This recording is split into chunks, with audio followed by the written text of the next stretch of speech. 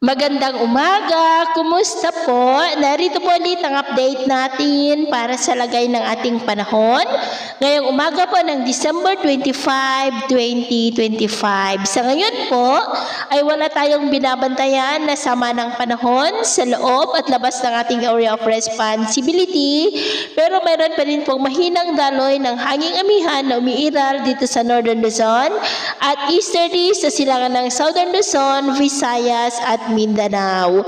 At sa atin pong long range forecast, wala naman pong bagyo na nakikita na tatawid po dito sa ating kalupaan hanggang po sa susunod na 2 linggo o hanggang sa matapos ang taon na ito ay posible po na storm free tayo.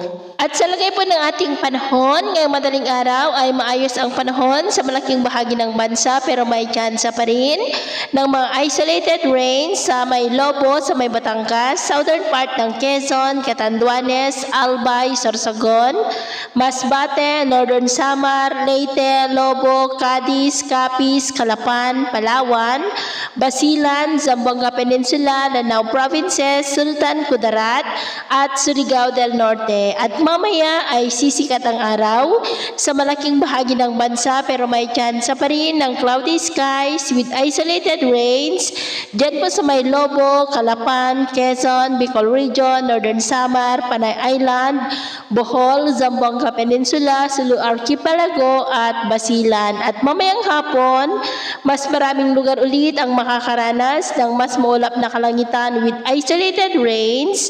Kaya kung lalabas po tayo sa ating mga tahanan, ugaliin po natin lagi ang magdala ng kahit na ng panangga natin sa init ng araw at proteksyon na rin po sa mga biglaang buhos ng ulan.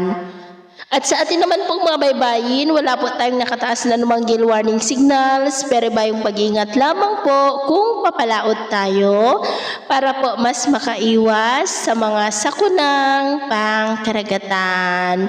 So, ito po ang latest update natin sa araw na ito. At ako po muli si James na nagsasabing sa kahit na pagsubok po na darating sa ating buhay, huwag na huwag po tayong mawawalan ng pag-asa. Thank you and God bless.